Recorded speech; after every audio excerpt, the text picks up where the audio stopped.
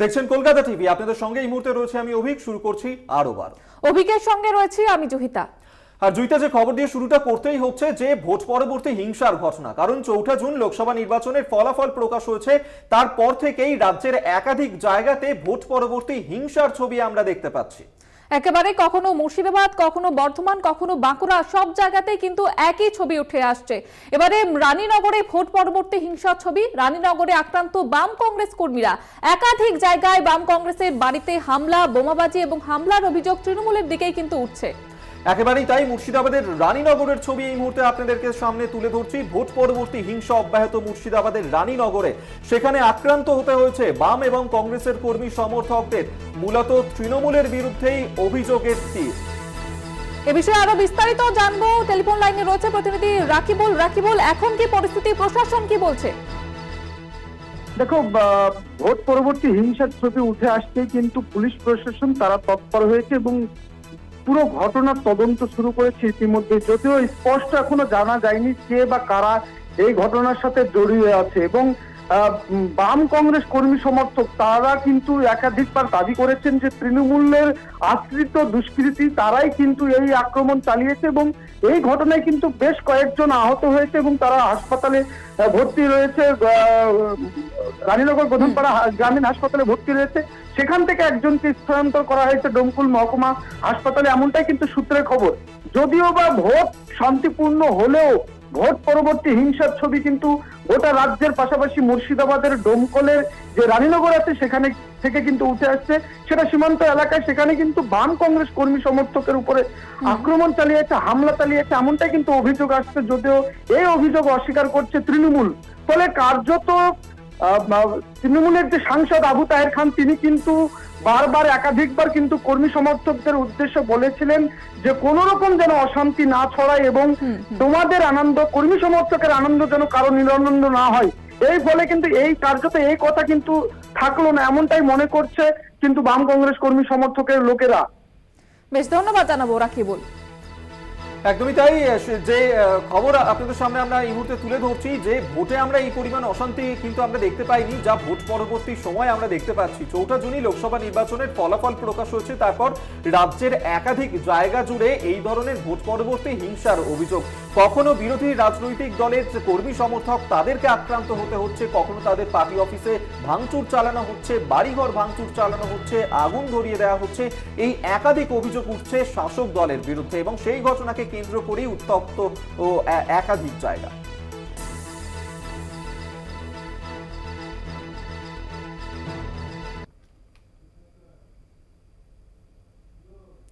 এবারে সোনারপুরের দিকে নজর রাখবো। সেখানে বিজেপির পার্টি অফিসে ভাঙচুর, পার্টি অফিসে আগুন লাগানোর অভিযোগ উঠছে সেই তৃণমূলের বিরুদ্ধে। একেবারে যে খবর আপনাদের সামনে আমরা তুলে ধরছিলাম, যে এই ধরনের ঘটনা কিন্তু এখনো পর্যন্ত অব্যাহত রয়েছে। সোনারপুরের ছবিটা দেখুন। এরপর সোনারপুরে সেখানে 26 নম্বর ওয়ার্ডের ঘটনার ছবি তুলে ধরছি।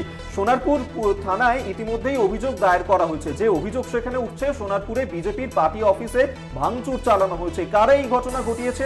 রাজ্যের শাসক দল তৃণমূলের বিরুদ্ধেই এই অভিযোগ উঠছে। সেই ছবি এই মুহূর্তে দেখতে পাচ্ছেন। আগুন ধরিয়ে দেওয়া হয়েছে বিজেপির পার্টি অফিসে। সোনারপুরে 26 নম্বর ওয়ার্ডে এই ঘটনাটি ঘটেছে। বিজেপির পার্টি অফিসে ভাঙচুর এবং আগুন ধরিয়ে দেওয়া হয়েছে তৃণমূলের বিরুদ্ধে। যদিও এই অভিযোগ উঠছে, সোনারপুর থানায় ইতিমধ্যে অভিযোগ দায়ের করা হয়েছে বিজেপির তরফ থেকে। একই ছবি দেখা যাচ্ছে ভোট মিটতে একাধিক জায়গায় ভোট পরবর্তী হিংসার ছবি। কখনো বর্ধমান, কখনো বাঁকুড়া, কখনো মুর্শিদাবাদ, এবার সোনারপুরেও সেই ছবি উঠে আসছে। একেবারেই তাই। যদিও এই বিষয় নিয়ে ইতিমধ্যেই কিন্তু রাজ্যের বিরোধী দল তারা নিজেদের সুর চড়াচ্ছে এবং এই ঘটনা যাতে না ঘটে তারা কিন্তু বারবার সেই দাবি তুলছেন। যেভাবে তাদের কর্মী সমর্থকদের আক্রান্ত হতে হচ্ছে, যেভাবে তাদের পার্টি অফিস ভাঙচুর চালানো হচ্ছে, আগুন ধরিয়ে দেওয়া হচ্ছে, সেক্ষেত্রে এই ঘটনা একেবারেই কাম্য নয়, নিন্দা জানাচ্ছেন তারা। সোনারপুরের ছবিটা দেখাচ্ছি। সোনারপুরেও সেই একই ঘটনা, বিজেপির পার্টি অফিসে ভাঙচুরের ঘটনা।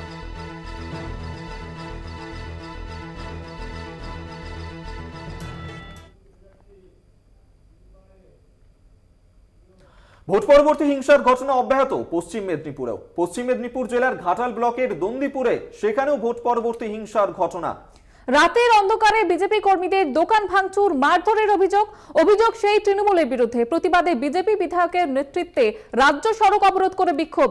খবর পেয়ে ঘটনাস্থলে বিশাল পুলিশ বাহিনী এসে দীর্ঘক্ষণের চেষ্টায় অবরোধ তোলে। একেবারেই তাই। এবং পশ্চিম মেদিনীপুরের ঘাটালের ছবি, ঘাটালের দন্দিপুরে সেখানেও ভোট পরবর্তী হিংসার ঘটনা অব্যাহত। সেখানে বিজেপি কর্মী সমর্থকদের দোকানে ভাঙচুর চালানো হয়েছে। রাতের অন্ধকারে এই ঘটনা ঘটানো হয়েছে। বিজেপির কর্মীদেরকে মারধর করা হয়েছে বলেই অভিযোগ তৃণমূলের বিরুদ্ধে। সেই ছবি এই মুহূর্তে তুলে ধরছে।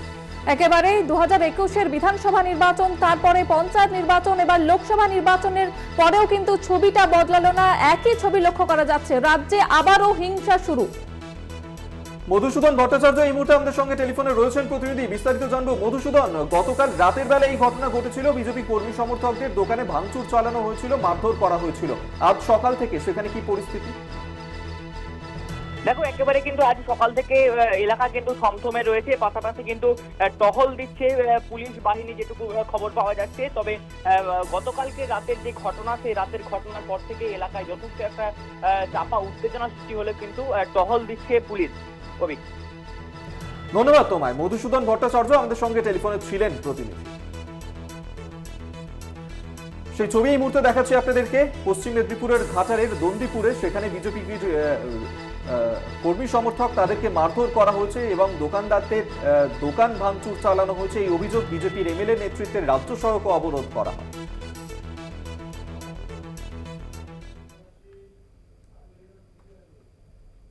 ঘাটালে ভোট পরবর্তী হিংসার ছবি প্রকাশ্যে আসছে। বিজেপি কর্মীদের দোকান ভাঙচুর করার অভিযোগ করছে এবং কি বিজেপি কর্মীদের মারধরের অভিযোগ। এবং তার পরিপ্রেক্ষিতে হিরণ চট্টোপাধ্যায় তিনি কি বলেছেন? হেরে যাওয়া অপরাধ হলে জেলে ঢোকান, অসহায় কর্মীদের উপরে অত্যাচার করবেন না। ঘাটালে বিজেপি কর্মীদের দেখতে গিয়ে দেবকে কটাক্ষ করলেন হিরণ চট্টোপাধ্যায়। তৃণমূল এবং বিজেপি সংঘর্ষে আহত দুপক্ষেরই 9 জন। একেবারেই তাই। তুমি যেমনটা বলছিলে জুহিতা, যে ঘাটালে সেখানে তৃণমূল এবং বিজেপির মধ্যে সংঘর্ষের ঘটনা ঘটে এবং সেই সংঘর্ষের জেরে দুপক্ষের 9 জন আহত হয়েছেন। এবং ঘাটালে সেখানে বিজেপি প্রার্থী হিরণ চট্টোপাধ্যায় তিনি লোকসভা নির্বাচনে হেরে গিয়েছেন, তৃণমূল প্রার্থী দেব সেখানে জিতেছেন। এবং এই যে ঘটনা, সেই ঘটনাকে নিয়েই দেবকে কটাক্ষ করতে ছাড়েননি বিজেপি প্রার্থী হিরণ চট্টোপাধ্যায়। তিনি বলছেন হেরে যাওয়া অপরাধ হলে জেলে ঢুকিয়ে দিন, কিন্তু এভাবে অসহায় কর্মচারীদের ওপর যেন অত্যাচার না করা হয়। কি বলেছেন হিরণ চট্টোপাধ্যায় দেবকে কটাক্ষ করে, শুনুন। আমি সৌজন্যতার ভগবান, সৌজন্যতার প্রতীক যিনি ঘাটাল লোকসভায় জিতেছেন, তাকে হাত জড়ো করে অনুরোধ করছি, হেরে যাওয়া যদি আমার অপরাধ হয় আমাকে জেলে পুরুন, কিন্তু আমার ওই অসহায় কর্মীদেরকে তাদেরকে মাথা ফাটিয়ে, কার বুকের ওপরে পুরো তলোয়ার চালিয়ে দিয়ে, কার পা ভেঙে, কার হাত ভেঙে এইভাবে অত্যাচার করবেন? এত নিষ্ঠুর আপনি এবং আপনার কর্মীরা। আপনাদেরকে শোনালাম বিজেপি প্রার্থী হিরণ চট্টোপাধ্যায়, তিনি ঠিক কি বললেন। ভোট পরবর্তী হিংসার ছবি, ঘাটালে বিজেপির কর্মী সমর্থকদের মারধর, এমনকি দোকান ভাঙচুরের ছবি প্রকাশ্যে আসছে। এবং এই তৃণমূল এবং বিজেপির সংঘর্ষে ইতিমধ্যেই 9 জন আহত হয়েছে। এবং বিজেপি কর্মীদের দেখতে গিয়ে হাসপাতালে দেখতে যান বিজেপির প্রার্থী হিরণ চট্টোপাধ্যায় এবং সেখানে কিন্তু তিনি গিয়ে বলেন হেরে যাওয়া অপরাধ হলে জেলে ঢোকান, অসহায় কর্মীদের উপরে অত্যাচার করবেন না। দেবকে এমন ভাষায় কটাক্ষ করেন হিরণ চট্টোপাধ্যায়। একেবারে জুহিতা, আমাদের সঙ্গে এই মুহূর্তে টেলিফোনে রয়েছেন তৃণমূল নেতা শান্তনু সেন। শান্তনু বাবু, যেভাবে ভোট পরবর্তী হিংসার ঘটনা ঘটছে একাধিক জায়গায়, রাজ্যের একাধিক জায়গায় বিরোধী রাজনৈতিক দলের কর্মী সমর্থক তাদের বাড়িতে ভাঙচুর করা হচ্ছে, মারধর করা হচ্ছে, আহত হচ্ছেন একাধিক জন। মূলত আপনাদের দিকে অভিযোগ, আপনারাই এই ঘটনা ঘটাচ্ছেন বলছেন তারা, কি বলবেন? প্রথমত, মানুষের এই বৃহত্তর ম্যান্ডেট এটা বিজেপি মেনে নিতে পারছে না, তাই তারা বিভিন্ন জায়গায় নাটক করে প্রচারের আলোয় থাকতে চাইছে। আপনারা জানেন যে প্রচারের আলোয় থাকার জন্য যারা সন্দেশখালীর মা বোনেদের ইজ্জত 2000 টাকার বিনিময়ে জোর করে তাদের বিরুদ্ধে তাদেরকে দিয়ে ধর্ষণের অভিযোগ করিয়ে প্রচারের আলোয় থেকে ভোট পার করতে চায়, তারা তো যে কোনো ধরনের নাটক করতে পারে, এটা সবাই বুঝতে পারে। কোথাও কোথাও তারা নিজেরাই ঘটনা ঘটিয়ে প্রচারের আলোয় থেকে তৃণমূলকে কালিমালিপ্ত করার চেষ্টা করছে। 2-1টা জায়গায় হয়তো মানুষের স্বতঃস্ফূর্ত প্রতিবাদ, মানুষের স্বতঃস্ফূর্ত বিস্ফোরণ কোনো জায়গায় ঘটছে। আমাদের নেত্রী মমতা ব্যানার্জি, আমাদের সেনাপতি অভিষেক ব্যানার্জি পরিষ্কারভাবে বলেছেন কোথাও কোনো প্ররোচনায় যেন কোনো কর্মীরা পা না দেয়, কোনো রকম অশান্তি রাস্তায় যেন কেউ না হাঁটে। তার কারণ যারা 2011 সালে 34 বছরের সিপিএম এর অত্যাচারের পরেও বদলা নয় বদল চাই নীতি মেনে চলেছে, তারা মানুষের আশীর্বাদে পুষ্ট হয়ে প্রতিহিংসার পথে হারবে না, এটাই স্বাভাবিক। তৃণমূলকে কালিমালিপ্ত করার জন্য এই ধরনের নাটক করা হচ্ছে। ধন্যবাদ আপনাকে। তৃণমূল মুখপাত্র শান্তনু সেন আমাদের সঙ্গে টেলিফোনে ছিলেন। এবং তিনি যেমনটা বলছিলেন যে মানুষের স্বতঃস্ফূর্ত প্রতিবাদ, তৃণমূলকে কালিমা লিপ্ত করার চেষ্টা করা হচ্ছে এই ঘটনাতে।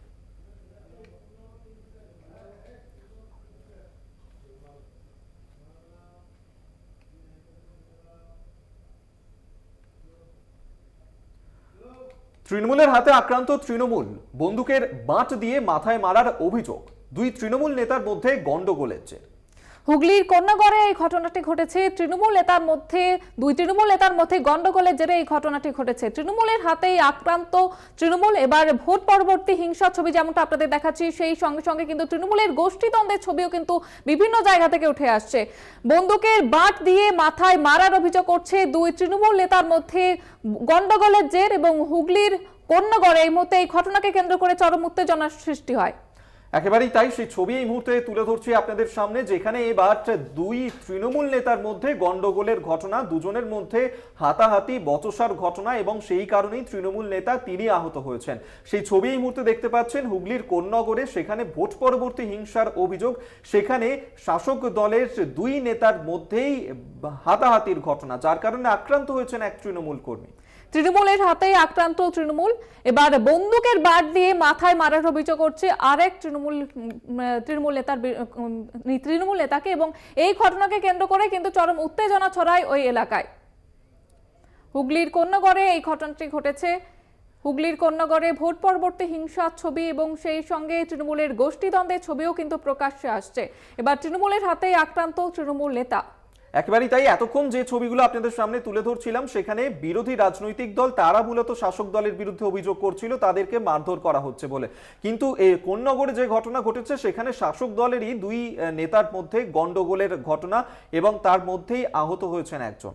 একেবারে এই বিষয়ে আরো বিস্তারিত জানবো, টেলিফোন লাইনে রয়েছে প্রতিনিধি পাপ্পু সাজরা। পাপ্পু, কি ঘটনা ঘটেছে, কি অভিযোগ করছে? গতকাল যে তৃণমূল কংগ্রেসে জয়লাভ করেছে, তারই পরিপ্রেক্ষিতে কিন্তু একটা তাদের আনন্দ উল্লাসের একটা পার্টি চলছিল, যেখানে মানে খাওয়া দাওয়ার ব্যবস্থা ছিল। এবং দুই গোষ্ঠীর দুই নেতার যে অনুগামী, তারা কিন্তু যে পাতা আনতে গিয়েছিলেন, সেখান থেকে তাদের পাতা নির্বাচন কর্তার তর্কাতর্কি হয়, সেখান থেকে কিন্তু হাতাহাতির পরিস্থিতি হয়। এবং বাইক, যদিও তৃণমূল কংগ্রেস এদিকে কোনো গোষ্ঠীদ্বন্দ্ব বলে প্রকাশটা আনতে চাইছে না, কিন্তু উল্টো দিকে বিজেপি বা অন্যান্য বিরোধী তারা কিন্তু বলছে জয়লাভ করার পরেও তাদের কিন্তু গোষ্ঠীদ্বন্দ্ব বজায় থাকছে। যেটা আমরা জানতে পারছি, তৃণমূলের দেখেছে একটি পাতা আনতে গিয়ে এই ঘটনা। কিন্তু যদিও যে পক্ষ আঘাত পেয়েছেন, তাদের দাবি যে এটা কোনো গোষ্ঠীর কাজ, তার সাথে পুরনো যে দ্বন্দ্ব, সেই দ্বন্দ্বের রেস মেটাতেই কাণ্ড করেছে। যদিও কিছু কাউন্সিলরের বিরুদ্ধে যে অভিযোগ, কাউন্সিলরের বক্তব্য যে দুই ব্যক্তি কিন্তু বাইক নিয়ে পাড়ার মধ্যে দিয়ে খুব জোরে যাচ্ছিল, ও পাড়ার লোকেরাই এটা প্রতিবাদ করেছে। এবং প্রতিবাদের ফলস্বরূপ এটা কোনো বহিরাগত এখানে অত্যাচার করছে, কোনো একটা গোষ্ঠীদ্বন্দ্বের প্রকাশ না। সব মিলে কিন্তু এটা বলা যেতেই পারে যে এটা গোষ্ঠীদ্বন্দ্বের আকার নিলেও কিন্তু সেটাকে কিছুটা সামাল দেওয়ার চেষ্টা করছে বর্তমান শাসক দল। কিন্তু অন্যদিকে এদিকে প্রশ্ন তুলছে বিরোধীরা। একেবারে ধন্যবাদ জানাবো পাপ্পু।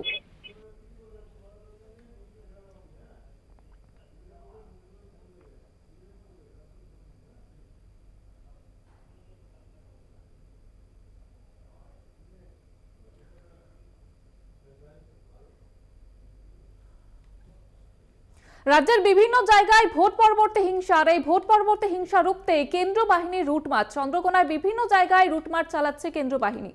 এবং ভরসা জোগাতে এলাকার মানুষের সঙ্গে কথাও বলছেন তারা, পুলিশ তারাও কথা বলছে সেখানকার স্থানীয় মানুষজনের সঙ্গে। ভোট মিটলেও রাজ্যে রয়েছে কেন্দ্রীয় বাহিনী, এবং ভোট পরবর্তী হিংসার ঘটনা যেভাবে ঘটছে, সেই ঘটনা যাতে এড়ানো সম্ভব হয়, তার কারণেই বিভিন্ন এলাকাতে রুট মার্চ চালাচ্ছে কেন্দ্রীয় বাহিনী। এ বিষয়ে আরো বিস্তারিতভাবে জানবো, টেলিফোন লাইনে রয়েছে প্রতিনিধি মধুসূদন ভট্টাচার্য। মধুসূদন, কি জানা যাচ্ছে? দেখো জুহিতা, একেবারে কিন্তু ভোট মিটলেও রাজ্যে রয়েছে কেন্দ্রীয় বাহিনী, আর সেই মতো স্পর্শকাতর এলাকার পাশাপাশি ভোট পরবর্তী হিংসা ঠেকাতেই যে সমস্ত এলাকাগুলোতে স্পর্শকাতর রয়েছে, পাশাপাশি গন্ডগোলের একটা সৃষ্টি হচ্ছে, সেই সমস্ত এলাকাগুলোতে কিন্তু কেন্দ্রীয় বাহিনী একটা রুটমার্চ চালাচ্ছে। তেমন ভাবে কিন্তু চন্দ্রকোনা যে থানা এলাকা, সেই চন্দ্রকোনা থানা এলাকায় যেটুকু সূত্র মারফত জানা যাচ্ছে এক কোম্পানির মতো কেন্দ্রীয় বাহিনী রয়েছে ভোট পরবর্তী হিংসা মেটাতে চন্দ্রকোনা থানার বিভিন্ন এলাকা বালা, চন্দ্রকোনা, ঝাঁকড়া, সামগঞ্জ, পাশাপাশি ধানকাঠি, ভোতাখালীর মতো এলাকাগুলোতেও পুলিশ কিন্তু রুটমার্চ চালাচ্ছে। পাশাপাশি কিন্তু এলাকার মানুষজনদের সঙ্গে কথা বলছে যাতে তাদের একটা ভয় সন্ত্রাস থেকে তারা যেমন মুক্ত পাচ্ছে, পাশাপাশি তাদের একটা ভয়হীন দূর করতেও কিন্তু পুলিশ তাদের সঙ্গে কথাবার্তা চালাচ্ছে। বেশ, ধন্যবাদ জানাবো মধুসূদন। নির্বাচন কমিশনের তরফ থেকে আগেই কিন্তু জানানো হয়েছিল ভোটের পরেও রাজ্যে থাকবে কেন্দ্রীয় বাহিনী, আগামী 19 তারিখ পর্যন্ত রাজ্যে থাকবে কেন্দ্রীয় বাহিনী এবং ভোট পরবর্তী যে হিংসা ঘটনা ঘটেই থাকে সেই ঘটনার মোকাবিলা করার জন্য রাজ্যে কেন্দ্রীয় বাহিনী থাকবে, এমনটাই জানানো হয়েছিল নির্বাচন কমিশনের তরফ থেকে এবং সেই ছবি কিন্তু দেখা যাচ্ছে।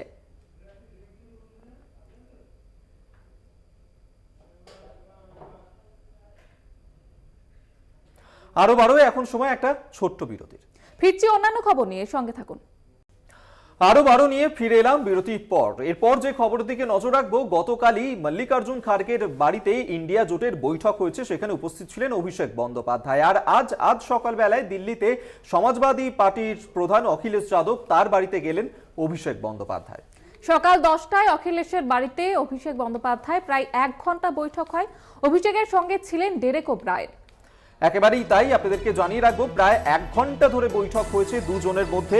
গতকালই ইন্ডিয়া জোটের বৈঠক হয়েছিল এবং আজ সকালবেলায় সমাজবাদী পার্টির প্রধান অখিলেশ যাদবের বাড়িতে যান অভিষেক বন্দ্যোপাধ্যায়। এ বিষয়ে আরো বিস্তারিতভাবে জানবো, টেলিফোন লাইনে রয়েছে বিশেষ প্রতিনিধি দেবজ্যোতি ঘোষ। দেবজ্যোতি দা, কি বিষয়ে বৈঠকে আলোচনা হয়েছে, কি জানা যাচ্ছে? অভিষেক বন্দ্যোপাধ্যায় অখিলেশ যাদবের বাড়িতে যান, সেখানে প্রায় 1 ঘন্টা বৈঠক হয় এবং 11টার পরেই অভিষেক বন্দ্যোপাধ্যায় বেরিয়ে আসে। সেখানে বেশ কিছু রাজনৈতিক বিষয় নিয়ে আলোচনা হয়েছে। দিল্লিতে ত্রিপাঠীকে সমর্থন করেছিল ভারতীয় এই সমাজবাদী পার্টি, তৃণমূল কংগ্রেসের পক্ষ থেকে তিনি লড়াই করছিলেন ফরিদাবাদ আসন থেকে। সেখানে তৃণমূল কংগ্রেসের প্রার্থী পরাজিত হলেও সেখানে কিন্তু তিনি প্রায় 14% ভোট পেয়েছেন। সেই জন্য তিনি এই বিষয়েও যেমন কথা বলেছেন, জাতীয় দলের শিরোপা এই মুহূর্তে তৃণমূল কংগ্রেসের আদায় করা হচ্ছে মূল কাজ। সেই দিক থেকে কিন্তু যাতে আগামী দিনে যে বিধানসভা নির্বাচন আছে সেই সময় তৃণমূল কংগ্রেসের কি ভূমিকা হবে এবং সেই নিয়েও আলোচনা হয়েছে। এছাড়াও ইন্ডিয়া জোটের যে বৈঠক হয়েছে গতকাল, এই বৈঠকের পরে যে দলের পক্ষ থেকে বেশ কিছু বক্তব্য রাখতে চান, কারণ তৃণমূল নেত্রী মমতা বন্দ্যোপাধ্যায়ের কথাতেই আজকে অভিষেক বন্দ্যোপাধ্যায় এবং অখিলেশ যাদব তারা একসঙ্গে বসেছিলেন। এখানে বৈঠকে কথা হয়েছে, মমতা বন্দ্যোপাধ্যায়ের সঙ্গে টেলিফোনে বেশ কিছুক্ষণ কথা হয়েছে। অর্থাৎ অত্যন্ত গুরুত্বপূর্ণ। অভিষেক বন্দ্যোপাধ্যায় আজ সন্ধ্যায় সাংবাদিক সম্মেলন করবেন, আরো বিস্তারিত কি কি আলোচনা হয়েছে তা নিয়ে তিনি জানাবেন। তবে ইন্ডিয়া জোটের তাদের যে ভূমিকা, সেই ভূমিকা নিয়েও কিন্তু রাজনৈতিক দলের সঙ্গে কথা হয়েছে। অর্থাৎ দুইজনই কিন্তু অত্যন্ত গুরুত্বপূর্ণ ব্যক্তি। ভারতীয় জনতা পার্টির যে দুটি রাজ্যে সবচেয়ে বেশি খারাপ ফল হয়েছে, এই পশ্চিমবঙ্গে তার তৃণমূল কংগ্রেসের সেনাপতি হিসেবে ছিলেন অভিষেক বন্দ্যোপাধ্যায় এবং উত্তরপ্রদেশেও অখিলেশ সিং যাদব, তিনি প্রায় 37টি আসন পেয়েছেন একা। এই জায়গাটাও কিন্তু দুই সেনাপতির মধ্যে বৈঠক অত্যন্ত তাৎপর্যপূর্ণ। দেবজ্যোতি, আরো একটা বিষয় তোমার কাছে জানতে চাইবো যে এই যে ইন্ডিয়া জোট, তার মধ্যে সবচেয়ে বেশি আসন যদি আমরা দেখি কংগ্রেসের পর পেয়েছে এই সমাজবাদী পার্টি, তারপরেই পেয়েছে তৃণমূল। সেক্ষেত্রে এই দুজনের বৈঠক এবং অভিষেক বন্দ্যোপাধ্যায় অখিলেশ যাদব ছাড়াও, সমাজবাদী পার্টি ছাড়াও আর কারো সঙ্গে কি কোনো বৈঠক রয়েছে, তার কোনো খবর? দেখো, আরো একজনের সঙ্গে তিনি কথা বলবেন। আরজেডির নেতার সঙ্গে তার একটা বৈঠক হওয়ার সম্ভাবনা রয়েছে সন্ধ্যার দিকে। অভিষেক বন্দ্যোপাধ্যায় বেশ কিছু গুরুত্বপূর্ণ কর্মসূচি দিল্লিতে আছে, তবে এখনো পর্যন্ত সে নিয়ে বিস্তারিত কিছু আলোচনা হয়নি বা সময়ও কিছু ঠিক হয়নি। তবে আজকে লালু কৃষ্ণের সঙ্গেও কিন্তু আজকে অভিষেক বন্দ্যোপাধ্যায়ের একটি বৈঠক হতে পারে, কারণ এই দুটি রাজনৈতিক দলের সঙ্গে তৃণমূল কংগ্রেসের সম্পর্ক অত্যন্ত ভালো। তৃণমূল নেত্রী মমতা বন্দ্যোপাধ্যায়ের সঙ্গে যেমন লালু প্রসাদ যাদবের সম্পর্ক ভালো, তেমনি অখিলেশ সিং যাদবের সঙ্গেও সম্পর্ক ভালো। সেই দিক থেকে এই দুই দলের বৈঠকও কিন্তু অত্যন্ত গুরুত্বপূর্ণ। বেশ, আমাদের ধন্যবাদ তোমায়। বিশেষ প্রতিনিধি দেবজ্যোতি ঘোষ আমাদের সঙ্গে টেলিফোনে ছিলেন। আপনাদেরকে জানিয়ে রাখবো যে আজ সকাল 10টা নাগাদ অখিলেশ যাদব তার বাড়িতে যান অভিষেক বন্দ্যোপাধ্যায়। প্রায় 1 ঘন্টা দুজনের মধ্যে বৈঠক হয়েছে এবং কংগ্রেসের পরে বিরোধী জোট ইন্ডিয়ায় সবচেয়ে বেশি আসন এনে দিয়েছে অখিলেশ যাদবের দল সমাজবাদী পার্টি। লোকসভায় উত্তরপ্রদেশে 37টি আসন জিতেছে তারা, এরপরেই 29টি আসন পেয়েছে তৃণমূল। একেবারে, এবং আজ অখিলেশ যাদবের বাড়িতে অভিষেক বন্দ্যোপাধ্যায় যান, সঙ্গে ছিলেন ডেরেক ওব্রায়েন। সকাল 10টার সময় যান এবং 1 ঘন্টা বৈঠক হয়। এর আজকে অভিষেক বন্দ্যোপাধ্যায়েরও কথা রয়েছে সাংবাদিক সম্মেলন করার, এবং সেখান থেকে তিনি কি বার্তা দেন সেদিকে নজর রয়েছে সকলে। একেবারেই তাই, সকাল 10টা নাগাদ তৃণমূলের সর্বভারতীয় সাধারণ সম্পাদক অভিষেক বন্দ্যোপাধ্যায় পৌঁছে যান অখিলেশ যাদবের বাড়িতে। তার সঙ্গে ছিলেন তৃণমূলের জাতীয় মুখপাত্র ডেরেক ওব্রায়েন।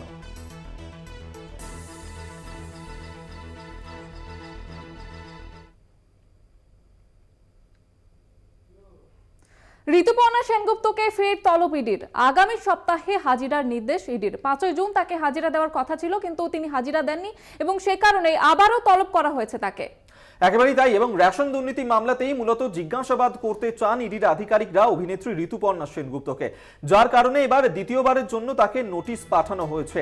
আপনারা জানেন যে অভিনেত্রী সেই সময় তাকে যখন প্রথমবার নোটিশ পাঠানো হয় সেই সময় তিনি বিদেশে ছিলেন, যার কারণে তিনি তার সঙ্গে আমরা যোগাযোগ করতে পারিনি এবং তিনি হাজিরা এড়িয়েছেন। গতকালই তার হাজিরা দেওয়ার কথা ছিল, তবে হাজিরা না দেওয়ার কারণে ফের একবার নোটিশ পাঠানো হয়েছে ইডির তরফে অভিনেত্রী ঋতুপর্ণা সেনগুপ্তকে।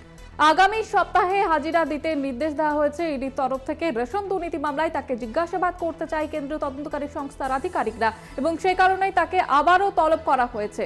এর আগেও তাকে 5ই জুন তলব করা হয়েছিল, কিন্তু তিনি সেখানে উপস্থিত ছিলেন না এবং সে কারণে কিন্তু আবারও নির্দেশ দেওয়া হয়েছে হাজিরা দেওয়ার। একেবারেই আমরা যেমনটা ইডি সূত্রে খবর পেয়েছিলাম যে বাকিবুর রহমান, যিনি এই রেশন দুর্নীতি মামলায় ইতিমধ্যেই ইডির হেফাজতে রয়েছেন, তার অ্যাকাউন্ট থেকে ঋতুপর্ণা সেনগুপ্তর অ্যাকাউন্টে যে লক্ষাধিকেরও বেশি টাকা ট্রান্সফার করা হয়েছিল সেই সমস্ত বিষয় নিয়েই এই তথ্য জানতে চান ইডির আধিকারিকরা, যার কারণে একাধিক তথ্য সঙ্গে আনতে বলা হয়েছিল ঋতুপর্ণা সেনগুপ্তকে। তবে তিনি সেই তলব এড়িয়ে গিয়েছিলেন। এবার তাকে দ্বিতীয়বারের জন্য নোটিশ পাঠানো হয়েছে। এই তলবে সাড়া দেন কিনা অভিনেত্রী, অবশ্যই আমাদের নজর থাকবে সেদিকে। আগামী সপ্তাহে আবারও হাজিরার নির্দেশ দেওয়া হয়েছে ইডির তরফ থেকে।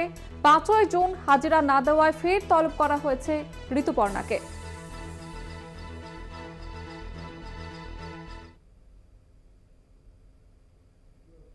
আরো 12 সময় আরো একটা বিরতির সঙ্গে থাকুন। আরো 12 নিয়ে ফিরে এলাম বিরতির পর। এরপর বর্ধমানের খবর দেবো, যেখানে বর্ধমানে বিজেপির জেলা অফিসে হামলা চালানো হয়েছে বলে অভিযোগ। বাইকে এসে হামলা চালিয়েছে দুষ্কৃতীরা, এমনটাই অভিযোগ। তৃণমূলের বিরুদ্ধে অভিযোগ করছে, ইট লাঠি দিয়ে হামলার অভিযোগ করছে তৃণমূলের বিরুদ্ধে এবং গোষ্ঠী কন্দল, এমনটাই দাবি তৃণমূলের এবং ঘটনাস্থলে মোতায়েন পুলিশ বাহিনী। একেবারেই তাই, সেই ছবি এই মুহূর্তে তুলে ধরছে আপনাদের সামনে, যেখানে ঘটনাস্থলে মোতায়েন করা হয়েছে বিশাল পুলিশ বাহিনী, কেন্দ্রীয় বাহিনী, তারাও ঘটনাস্থলে রয়েছে। এবং যে অভিযোগ সেখানে করা হচ্ছে যে বর্ধমানে বিজেপির জেলা অফিসে হামলা চালানো হয়েছে। বাইকে করে বেশ কয়েকজন দুষ্কৃতী আসে, সেখানে হামলা চালায়। যদিও তৃণমূলের বিরুদ্ধে অভিযোগ উঠলেও তৃণমূলের বক্তব্য বিজেপির গোষ্ঠী কোন্দলের জেরেই এই ঘটনা ঘটেছে। বর্ধমানে বিজেপির জেলা অফিসে হামলার অভিযোগ উঠছে তৃণমূলের বিরুদ্ধে। চন্দন সেনগুপ্ত আমাদের সঙ্গে এই মুহূর্তে টেলিফোনে রয়েছেন প্রতিনিধি। চন্দন, ঠিক কি ঘটনা ঘটেছে, কি পরিস্থিতি এই মুহূর্তে? ঠিক যে গত দুদিন আগে যা রেজাল্ট আউট হয়েছে তাতে কিন্তু বিজেপির ফল খুব খারাপ হয়েছে রাজ্যে এবং দেশের সাথে জেলাতেও।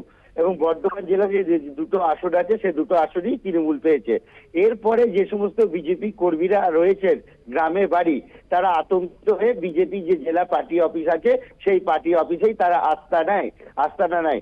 এরপরে কিন্তু আজকে সকালবেলা যেটা বিজেপির পক্ষ থেকে অভিযোগ করা হচ্ছে, প্রায় 20-25 জন বাইকে করে আসে দুষ্কৃতী এবং তারা এসে ব্যাপকভাবে ইট ছড়ে পার্টি অফিসে। তাতে ক্ষতিগ্রস্ত হয় বিজেপি জেলা সভাপতির গাড়ি সহ বেশ কিছু জিনিসপত্র এবং কর্মীদের দিকে নাকি বন্দুক তাক করা হয়েছিল এবং বোমও ছিল তাদের কাছে, এমনটাই তাদের দাবি, অভিযোগ করছে বিজেপি কর্মীরা। এর পাশাপাশি এই প্রশ্ন যখন তৃণমূলকে আমরা করি, তৃণমূল যেটা জানায় এটা বিজেপির গোষ্ঠ কোন্দল, যার ফলে কিন্তু এই ঘটনার অভিযোগ উঠছে। কিন্তু এর সঙ্গে তৃণমূল কোনোভাবেই জড়িত নয়। বিজেপি অপরদিকে বলছেন যে এখানে আইসি এসছেন, আমাদের সিসিটিভি ফুটেজ যদি চেক করে তাহলেই জানতে পারবে কতটা সত্যি কতটা মিথ্যে। আমরা মিথ্যে বলছি না, সত্য বলছি। অতএব বলা যায় সব মিলিয়ে কিন্তু একটা উত্তেজনার বাতাবরণ সৃষ্টি হয়েছে এই মুহূর্তে বর্ধমানে জেলা অফিস, বর্ধমান বিজেপি জেলা অফিসের সামনে। এই মুহূর্তে মোতায়েন রয়েছে প্রচুর পরিমাণে কেন্দ্রীয় বাহিনী, পুলিশ এবং তার সঙ্গে রয়েছে জেলা পুলিশ। অভিক চন্দন, এই ভোট পরবর্তী হিংসা যাতে না হয় সেই কারণেই কেন্দ্রীয় বাহিনী মোতায়েন রয়েছে আগামী 19 তারিখ পর্যন্ত, এবং পুলিশকেও দেখা যাচ্ছে ঘটনাস্থলে। তাদের কি ভূমিকা? একদম যখন তারা খবরটি পেয়েছে সঙ্গে সঙ্গে বেলা 12টা নাগাদ এই ঘটনাটি ঘটে এবং 12টা বাজার আগে তৎক্ষণাৎ কিন্তু সেই ঘটনাস্থলে পুলিশ এবং কেন্দ্রীয় বাহিনী চলে আসে এবং দুই পক্ষকে সামালায়। যদিও বিজেপির যে দাবি ছিল যে তৃণমূল আশ্রিত দুষ্কৃতীরা বাইকে করে আসে, কিন্তু তারা কিন্তু কেন্দ্রীয় বাহিনী বা পুলিশ কেউ কিন্তু তাদেরকে দেখতে পায়নি যখন তারা আসে। এবং এখন একটা লিখিত চলছে, এবার তারা বিজেপির পার্টি অফিসের পক্ষ থেকে লিখিত দরখাস্ত বর্ধমান সদর যে থানা আছে সেই থানার আইসিকে দেওয়া হবে। কিন্তু পুলিশ এবং কেন্দ্রীয় বাহিনী যথেষ্ট পরিমাণে মোতায়েন রাখা হয়েছে এবং যেটা সূত্র মারফত জানা যাচ্ছে যে রাতেও মোতায়েন থাকবে ওখানে কেন্দ্রীয় বাহিনী এবং পুলিশ। অভিক, ধন্যবাদ তোমায়। চন্দন সেনগুপ্ত আমাদের সঙ্গে টেলিফোনে ছিলেন প্রতিনিধি।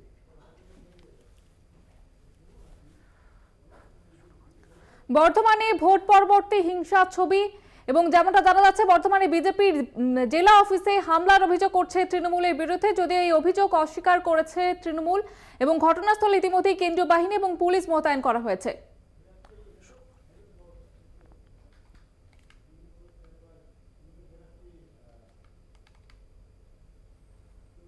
আর এই ভোট পরবর্তী হিংসার অভিযোগ আদালতের দ্বারস্থ রাষ্ট্রপতি আইনজীবীরা, বিচারপতি কৌশিক চন্দ্রের দৃষ্টি আকর্ষণ।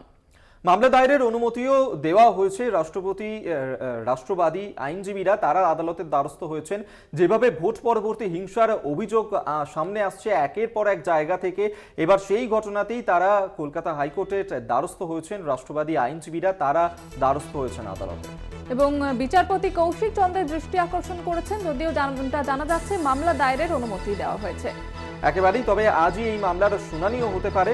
আদালতের দ্বারস্থ হয়েছেন রাষ্ট্রপতি আইনজীবীরা, যেখানে বিচারপতি কৌশিক চন্দ্রের দৃষ্টি আকর্ষণ করেছেন তারা। রাষ্ট্রবাদী আইনজীবীরা তারা আদালতের দ্বারস্থ হয়েছেন। যেভাবে ভোট পরবর্তী হিংসার অভিযোগ সামনে আসছে, আমরা যেভাবে দেখলাম যে কখনো পশ্চিম মেদিনীপুর, বর্ধমান থেকে শুরু করে মুর্শিদাবাদের রানীনগর, সোনারপুর একাধিক জায়গায় এই ধরনের ঘটনা ঘটছে। সেই ভোট পরবর্তী হিংসার অভিযোগ নিয়েই এবার আদালতের দ্বারস্থ হলেন রাষ্ট্রবাদী আইনজীবীরা।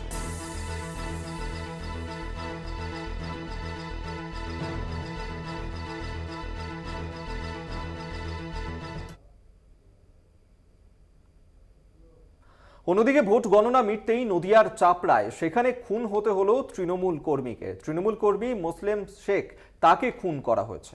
পুলিশের অনুমান গুলি করে খুন করা হয়েছে, মাথায় মিলেছে ক্ষতের চিহ্ন। রাজনৈতিক দ্বন্দ্বে খুন দাবি করছে পরিবার। একদমই তাই, নদিয়ার চাপড়ার ঘটনা এই মুহূর্তে আপনাদের সামনে আমরা তুলে ধরছি, যেখানে চাপড়াতে তৃণমূল কর্মী মোসলেম শেখ তাকে খুন করার ঘটনা ঘটেছে এবং ভোট মিটতেই অশান্তির ছবি নদিয়ার চাপড়াতে।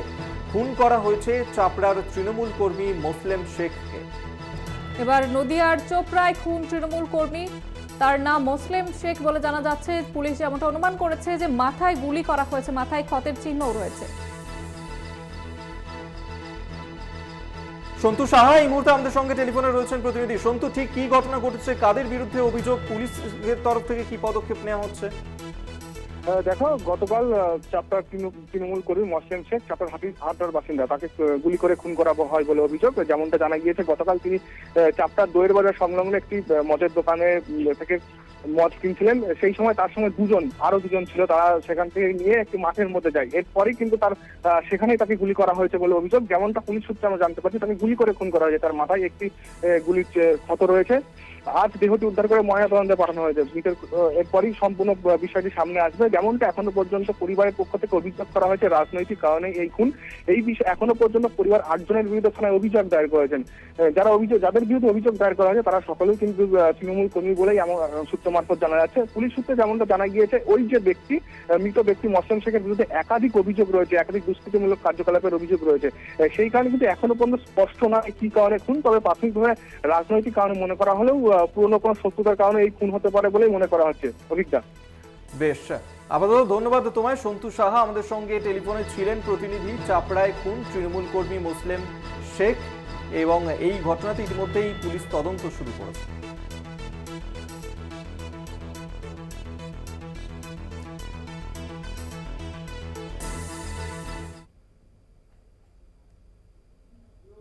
অন্যদিকে ভগবানপুরের রাস্তা অবরোধ তৃণমূলের, পঞ্চায়েত সদস্যকে মারধরের অভিযোগ পুলিশের বিরুদ্ধে। প্রতিবাদে ভগবানপুর থানা এলাকায় অবরোধ, টায়ার জ্বালিয়ে পথ অবরোধ করে তৃণমূল কর্মীরা।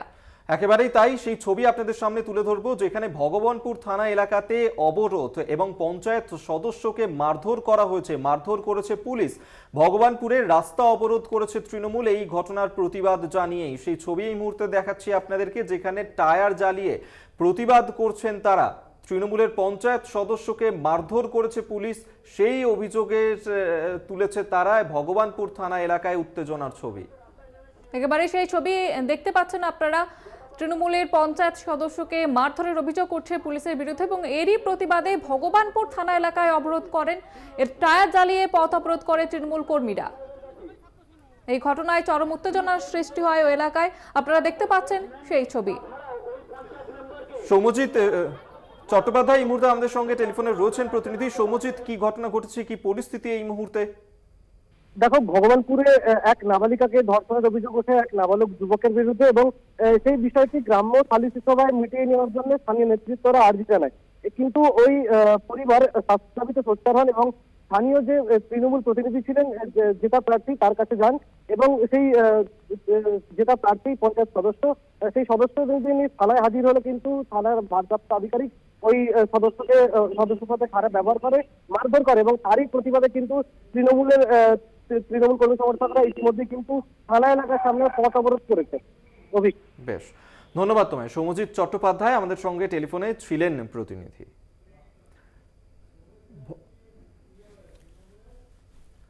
ভগবানপুরের রাস্তায় অবরোধ তৃণমূলের, টায়ার জ্বালিয়ে পথ অবরোধ করছে তৃণমূল কর্মীরা।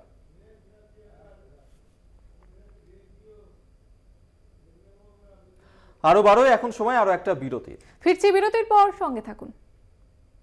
ফিরে এলাম বিরতির পর। রাজ্যে ভোট পরবর্তী হিংসার ছবি বিভিন্ন জায়গা থেকে উঠে আসছে। বিভিন্ন এলাকায় বিরোধীদের উপরে হামলার অভিযোগ করছে তৃণমূলের বিরুদ্ধে। অভিযোগের তীর তৃণমূলের দিকেই কিন্তু অভিযোগ অস্বীকার করেছে তৃণমূল।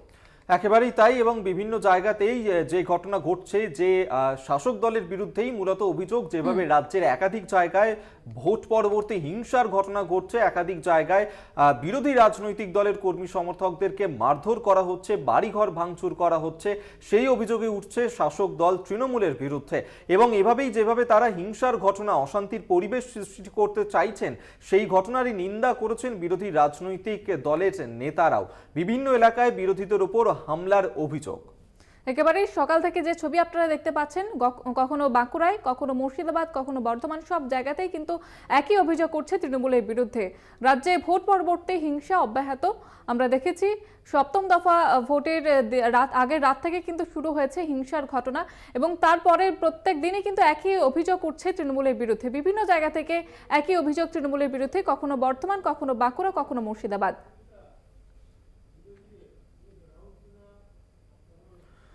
আমরা এই নিয়ে কথা বলেছিলাম বিভিন্ন রাজনৈতিক দলের নেতাদের সঙ্গে। তাদের কি বক্তব্য, তারা কিভাবে দেখছেন এই ঘটনাগুলিকে, আপনাদেরকে পরপর শোনাবো।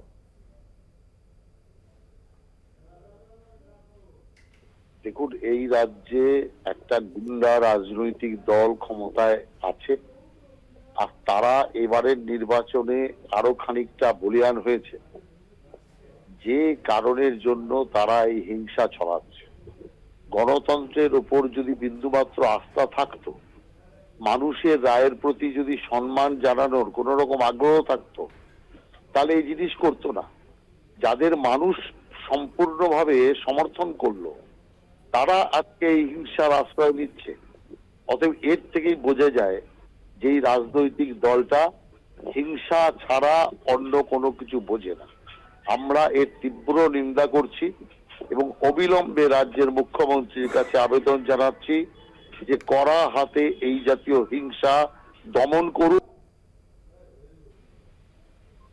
তৃণমূল এটা বুঝুক যে গোটা দেশ রায় দিয়েছে উগ্রতার বিরুদ্ধে, হিংসার বিরুদ্ধে, বুলডোজার রাজনীতির ধ্বংসের বিরুদ্ধে। এবার তৃণমূল জিতবার পরে তৃণমূল যদি উগ্রতা দেখায়, তৃণমূল যদি হিংসা দেখায়, তৃণমূল যদি বুলডোজার হাতে না নিয়েও বামপন্থীদের, কংগ্রেসের, এমনকি বিজেপির পার্টি অফিস বুলডোজারের মতো করেই গুলিয়ে দেয় পেশি শক্তির আস্ফালনে, তাহলে যে কারণে এই রায়টা হয়েছে সেই কারণেই এই রায়টা বদলে যাবে। তৃণমূলের ভেতর এই শুভ বুদ্ধির উদয় হওয়া প্রয়োজন। হলে ভালো, না হলে ইতিহাস তো কাউকেই ক্ষমা করে না। ঈশ্বর পুত্র মোদীকেও তো ক্ষমা করেনি। এটাই তো গণতন্ত্র, এটাই তো পশ্চিমবাংলার এগিয়ে বাংলা। আমরা দীর্ঘদিন ধরে বলছি যে গণতন্ত্র বাঁচানোর লড়াই, গণতন্ত্রের প্ল্যাকার্ড গলায় ঝুলিয়ে যে দলটা ক্ষমতায় এসেছে বাংলায়, তাদের চিত্র এবং রূপ দেখে নিক। আমরা তো সারা বছর ধরে বলি, সারা জীবন বলে আসছি, বারবার বলছি যে গণতন্ত্রে লড়াই হতে পারে, গণতন্ত্রে ভোট মিটে গেছে, ভোট পরবর্তী হিংসায় মানুষের জান মাল জীবন রক্ত ঝরছে। আর পশ্চিমবাংলার বাইরে গিয়ে এরা গণতন্ত্রের কথা বলছেন। আর পশ্চিমবাংলা শুধু কংগ্রেস বিজেপি নয়, আজকে সারা মুর্শিদাবাদ জুড়ে যেখানে যেখানে কংগ্রেস শক্তিশালী, সেখানে তাদেরকে বাড়ি ঘর দর ভাঙচুর করা হচ্ছে, মিথ্যা কেস মামলা দেওয়া হচ্ছে। আজকে দক্ষিণবঙ্গের সমস্ত জায়গায় মার্কসবাদী কমিউনিস্ট পার্টিদের আক্রমণ করা হচ্ছে। এবং আমার অন্য দল বিরোধী রাজনীতি করতে পারে আমার, কিন্তু তার বিজেপি এখানে বিরোধী দল, তাদেরকেও আক্রমণ করা হচ্ছে। তার মানে একটা মাত্র দল থাকবে, এটা হচ্ছে স্বৈরাচারী মনোভাব।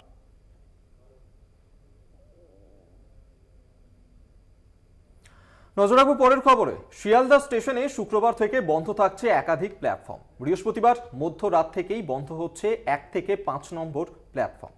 এবং যেমনটা জানা যাচ্ছে, রবিবার দুপুর 2টো পর্যন্ত বন্ধ থাকবে এই কয়েকটি প্ল্যাটফর্ম। স্টেশনের বাকি 16টি প্ল্যাটফর্মে ট্রেন চলাচল কিন্তু স্বাভাবিক থাকবে বলেই জানা যাচ্ছে।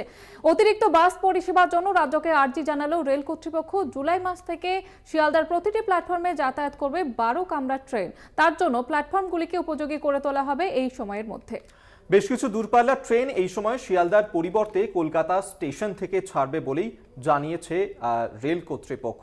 1 থেকে 5 নম্বর প্ল্যাটফর্ম সেখানে কাজ চলছে এবং যার কারণেই বৃহস্পতিবার মধ্যরাত থেকে বন্ধ থাকবে ট্রেন চলাচল। শিয়ালদায় বন্ধ থাকছে একাধিক প্ল্যাটফর্মে ট্রেন চলাচল। তবে দূরপাল্লার যে ট্রেনগুলি রয়েছে সেই দূরপাল্লার ট্রেনগুলির পরিষেবা কিন্তু স্বাভাবিকই থাকছে। জুলাই মাস থেকেই শিয়ালদার প্রত্যেকটা প্ল্যাটফর্মে যাতায়াত করবে 12 কামরার ট্রেন। তার জন্যই মূলত প্ল্যাটফর্মগুলিকে উপযোগী করে তোলা হচ্ছে, কাজ চলছে, সেই কারণেই বন্ধ রাখা হচ্ছে 1 থেকে 5 নম্বর প্ল্যাটফর্ম। এবং যেমনটা জানা যাচ্ছে, অতিরিক্ত বাস পরিষেবার জন্যই প্ল্যাটফর্মগুলিকে বন্ধ রাখার পরিষেবার জন্য রাজ্যকে আর্জি জানায় রেল কর্তৃপক্ষ। জুলাই মাস থেকে শিয়ালদার প্রতিটি প্ল্যাটফর্মে যাতায়াত করবে 12 কামরার ট্রেন। তার জন্য প্ল্যাটফর্মগুলিকে উপযোগী করে তোলা হবে এই সময়ের মধ্যে। বেশ কিছু দূরপাল্লার ট্রেন এই সময়ে শিয়ালদার পরিবর্তে ছাড়বে কলকাতা স্টেশন থেকে।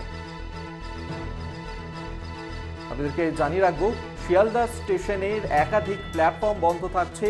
সেক্ষেত্রে বিশেষ বাস পরিষেবা চালানোর জন্য রেলের তরফ থেকে আর্জি জানানো হয়েছে।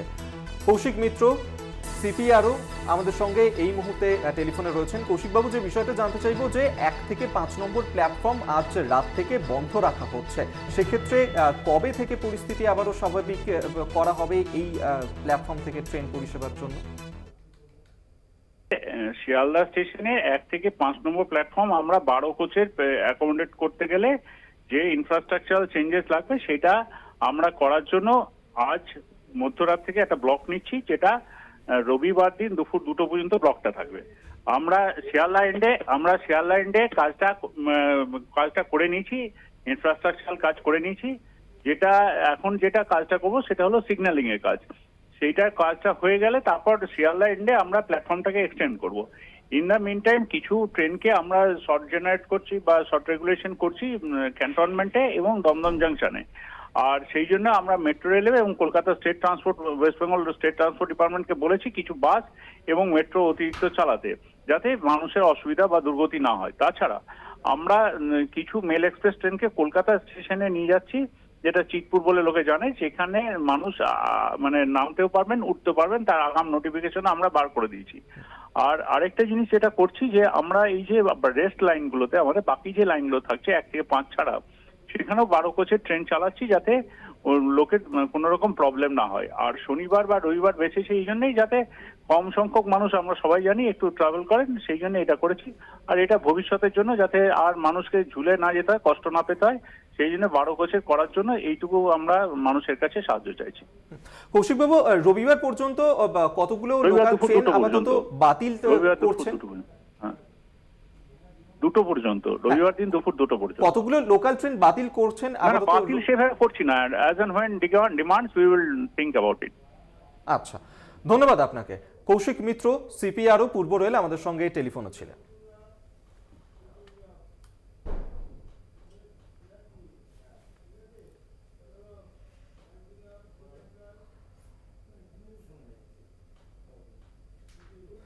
অভিক, আরো একটি গুরুত্বপূর্ণ খবরের দিকে নজর রাখতেই হচ্ছে আমাদের। যুব ভারতীতে ভারতীয় দলের সঙ্গে আজ শেষ ম্যাচ সুনীল ছেত্রীর। বিশ্বকাপের যোগ্যতা নির্ণায়ক ম্যাচে কুয়েতের বিরুদ্ধে শেষবার তারই অধিনায়কত্বে নামবে ভারত।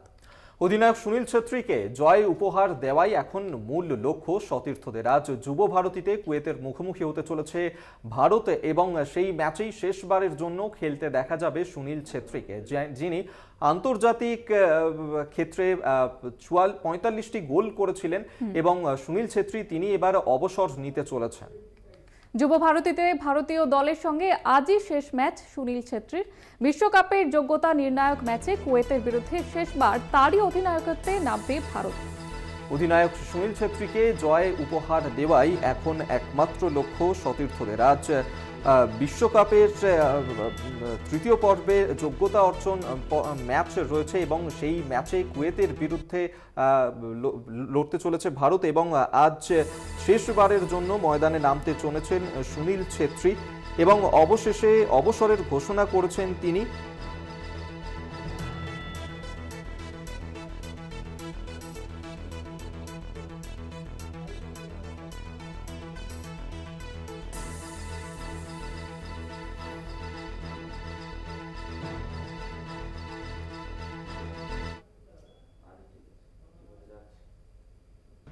যুব ভারতীর ঘাসে শেষবারের আগের মুহূর্তে নামলেন সুনীল ছেত্রী। এটাই তার শেষ অনুশীলন। বৃহস্পতিবার যুব ভারতীর ঘাসে শেষবার বুট পায়ে নামবেন ভারত অধিনায়ক। বিশ্বকাপের যোগ্যতা নির্ণায়ক ম্যাচে কুয়েতের বিরুদ্ধে তারই অধিনায়কত্বে নামবে ভারত। জিততে পারলে বিশ্বকাপের যোগ্যতা নির্ণায়ক ম্যাচে প্রথমবার তৃতীয় রাউন্ডে ওঠার সুযোগ ভারতীয় দলের কাছে, যা একটা ইতিহাস তৈরি হবে ভারতের কাছে। সেই কারণে বাস্তবের মাটিতে দাঁড়িয়ে নিজের বিদায়ী ম্যাচের থেকেও ভারতের জয়কেই বাড়তি গুরুত্ব দেওয়ার কথা জানালেন অধিনায়ক Sunil Chhetri. Really need to win this game. Once we win this game, it gives us a great chance to go to the third round, which we have never gone. So everything, all our might, everything that we have is just pointed towards fighting it out, because one thing we know for sure, this is not going to be easy. And one thing we are very happy that we are playing Calcutta, we're going to have tremendous support. So it's going to be a battle, and the good thing is we all are ready. ভারতের হয়ে তার শেষ match নিয়ে সতীর্থদের আবেগ থাকলেও dressing রুমে সাহাল ছাংতেদের কুয়েতের বিরুদ্ধে ম্যাচ নিয়েই ফোকাস করার কথা বলছেন অধিনায়ক Sunil. These guys have to answer, otherwise there isn't talk about the last game. We are done with it. When I joined the camp first day, I told the boys face to face, we hugged it out, whatever was there, it's done. So I think it's just you, so you got to blame yourself. একই সঙ্গে তার উত্তরসূরি নিয়ে মনবীর সিং, লালিয়ান জুয়ালা, ছাতেংদের প্রতি আস্থা প্রকাশ করলেন ভারত অধিনায়ক সুনীল ছেত্রী। সেই সঙ্গে অবসর ভেঙে ফিরে আসার সম্ভাবনা নেই সেটাও জানিয়ে দিলেন তিনি। David, Edu, Manveer, even though he doesn't like to play the striker, Raheem, Sarthak came, we got Shiva. All these number 9s are very different in nature, which is a good thing. So whenever the coach needs different aspects, he can get different things from these number 9s. এদিকে ভারতীয় দলের coach Igor স্টিমার্চ মনে করেন কুয়েতের বিরুদ্ধে বিশ্বকাপের যোগ্যতা নির্ণায়ক ম্যাচটি তাদের কাছে অত্যন্ত কঠিন। কুয়েতকে হারিয়ে অধিনায়ক সুনীল ছেত্রী জয়টা উপহার দিতে তৈরি তার ছেলেরা, জানালেন coach স্টিমার্চ। I would say that our best game against them was in Kuwait in these qualifiers, because that was perfect defensive shape, not allowing Kuwait to reach near our box or having clear chances. That's something we need to repeat in this game also, with our discipline, with our focus, with our tight marking, but also having it clear how to reach opposite box and score the goal, because that's what we need. ভারতীয় দল থেকে অবসর নেওয়ার পর এখনই coaching এর সম্ভাবনা নেই সেটা জানিয়ে দিলেন ভারত অধিনায়ক সুনীল ছেত্রী। তবে ভবিষ্যতে ফেডারেশনের প্রেসিডেন্ট হিসেবে সুনীল ছেত্রীকে দেখার ইচ্ছে প্রকাশ করলেন ভারতীয় দলের কোচ ইগর স্টিমার্চ। বৃহস্পতিবার কুয়েতের বিরুদ্ধে স্টেডিয়ামে উপস্থিত 60,000 দর্শকের মধ্যে ভারত অধিনায়ককে নিয়ে আবেগের বিস্ফোরণ ঘটবে সেটা বলাই যায়। ক্যামেরায় সন্দীপ সোমের সঙ্গে স্বপন পাল, কলকাতা টিভি। আরো বারো এখনকার মতন এই পর্যন্ত। দেখতে থাকুন কলকাতা টিভি, রাত দিন 7 দিন।